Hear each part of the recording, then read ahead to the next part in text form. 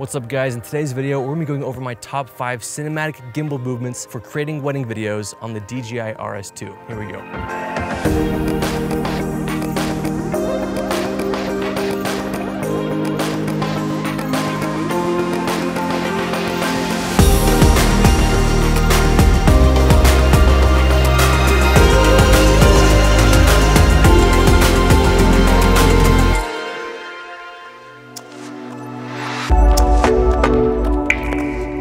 So the first move we're gonna be doing today is the push-in. I like to use it to establish where we are in location. You're walking into the video, it's kind of the main establishing shot. You guys, I'm gonna have you start down here with me, and they're gonna enter the scene together and hold hands, and that will kind of start off the video. And for the push-in, what I'm kind of doing with the RS2 here is I'm keeping my finger on the trigger so that it locks the pan axis, and so it won't pan either way. For the best results, you wanna walk slow and controlled. And action.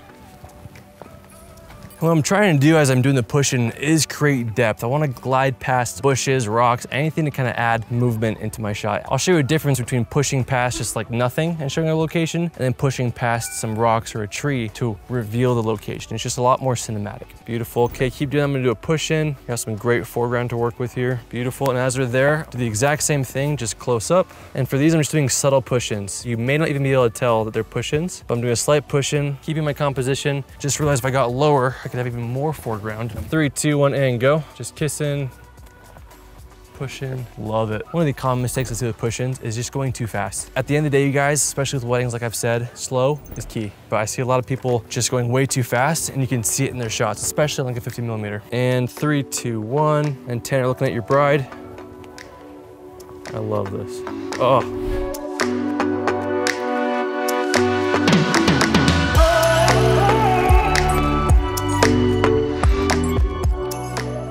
As you're walking towards me, I want you guys really staying shoulder to shoulder, and I'm gonna start close and be walking backwards in front of you. And this is called the pull out, and you're walking backwards, you're pulling out of the shot. I like to use it when we're doing movement shots to kind of highlight the surrounding area and the couple. And I'm gonna be attempting to walk backwards without falling. So nice and slow. I'm keeping them in the center of my frame, walking backwards.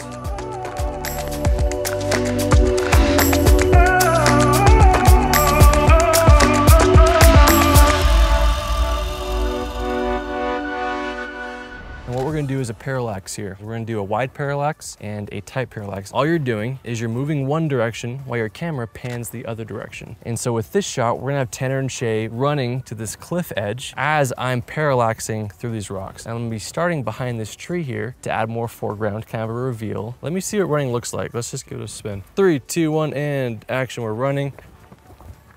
So that was a perfect example of the parallax, because as they were staying in the same part of the frame, the background was just flying behind them. Let's go to that cliff edge. We're gonna use the 50mm and parallax pretty close. This one's just focusing on them and the background behind them. All right guys, so let's do one kiss, and as you're kissing and parallaxing, again, Shay, your nose towards me. Go for it. Cute.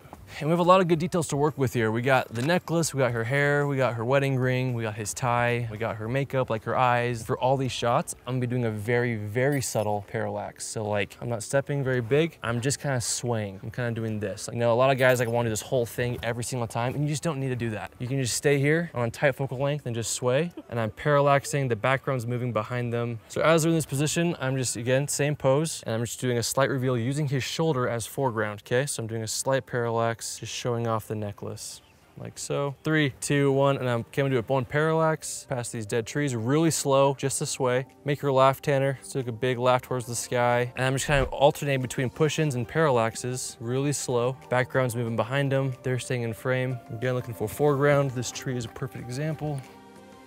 Love it, let's keep going.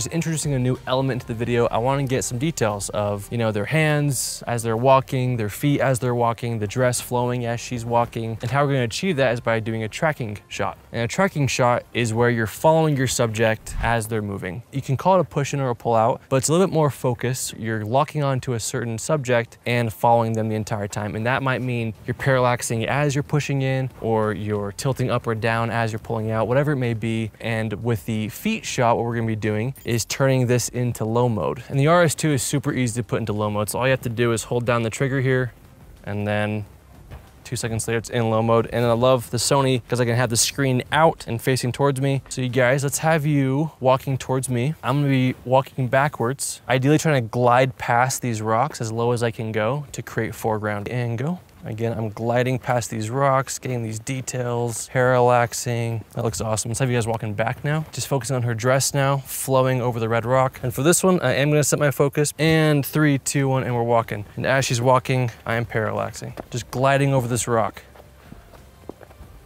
Keeping the RS2 in low mode. And I'm gonna do the same thing, but with their hands. And let's start separated, and I'll tell you when to come together, okay? All right, 3, 2, 1, and action.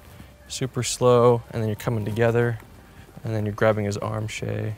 Panning up to see the ring, just tracking them very, very nicely. And I love the slow mode. It's so much nicer than trying the other way. Beautiful. This is another example of the tracking shot. I'm not really parallaxing, I'm just following them. I'm staying with them, and I'm just walking with my camera pointing right at them like this. 3, 2, 1, and go. And composition-wise, I'm keeping them on the middle of my thirds here. The skyline is on the top third, foreground is on the bottom third, and subject is in the exact middle. When you incorporate movement into your shots, it just makes the dress come alive. Like, look at, we can see her dress, we can see it flow. It just looks so elegant and dreamy.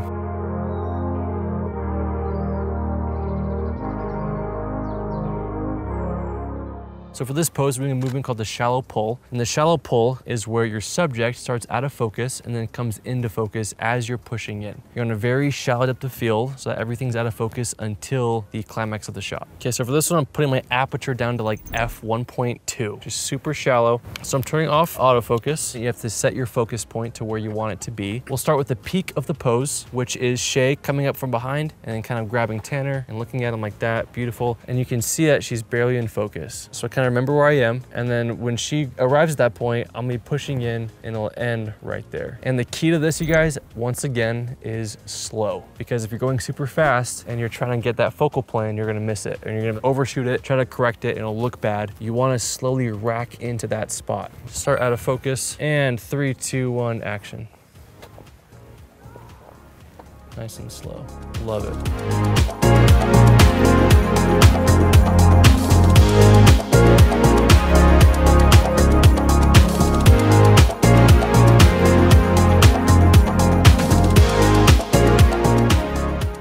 All right, you guys, the light is just about gone. We've gotten all of our poses, we've gotten all of our shots. But just to review, you guys, the push and establishing shot, great to introduce your subjects, great to introduce your locations. Make sure you're shooting that slowly and with foreground. And then in contrast to that, number 2 is the pull-out shot. Great to kind of be a closing shot to kind of end the video. Also looks best as you're gliding past foreground. Number 3, the parallax. The parallax is an amazing shot that really help make your subject stand out because the background's moving behind them. And so it really helps your viewer's attention be drawn to your subjects. And as you can see from the final video, which we'll show at the end, I use the parallax the most. Number 4 is the tracking shot or leading shot. You can do it regularly or with low mode, both look awesome. And that's when you're following your subject as they're moving through your frame. And the 5th shot is the shallow pull, where your subject arrives into focus or you start out of focus and then push in to focus. Both great options. But you guys, those are my 5 cinematic gimbal moves that I use in almost every single wedding video. And if you want to learn about my top 10 poses or how to shoot weddings full time, you can click the link below to join our Wedding Video Pro course, which is a section of Full-Time Filmmaker where we teach you everything you need to know about how to start your wedding career and to shoot cinematic wedding films. Or if you want to skip that and just jump right into Full-Time Filmmaker and have access to over 500 tutorials with 18,000 students that cover every topic in every industry and every genre, you can do that as well by clicking the link below. Huge thanks to DJI for sponsoring today's video. But you guys, that is it for today. If you have any further questions, please let me know.